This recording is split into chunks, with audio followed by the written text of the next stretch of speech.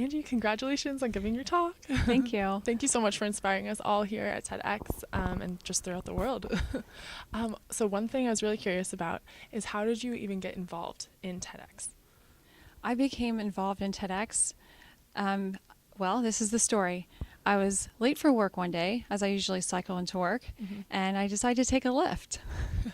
And the driver and I, naturally, we got along very easily, and he asked me what I do for work, and I was explaining to him I'm a scientist, and I was telling him how I appreciate what I see. It was a beautiful sunny day, and I was looking at the trees. I'm like, yeah, this looks like neurons. He's like, what?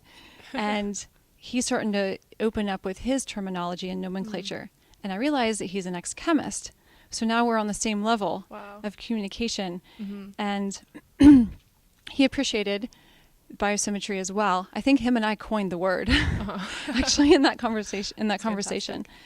And he asked me if I would like to come pitch for a TEDx event. And I'm like, what? I said, of course. So I gave him my card, and 2 months later, he emails me and he said, there's a pitch at MIT in 3 days. Can you make it? I said, of course. Right. So that's it.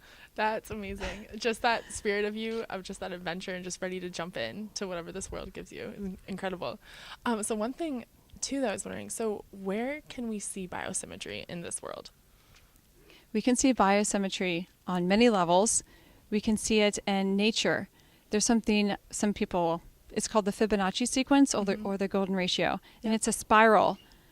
It's more of a spiral shaped, and it's found in our DNA double helix.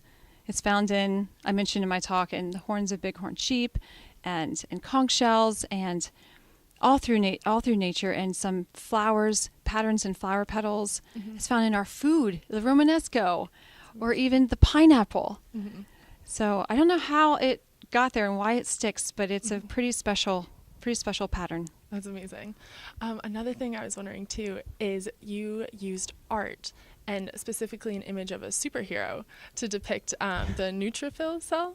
So you said that was your favorite cell. So I was just wondering, why is that your favorite cell? It's what I study. Ah, fantastic. Yes. That's amazing. And it's the most abundant white blood cell in the body as well. Awesome.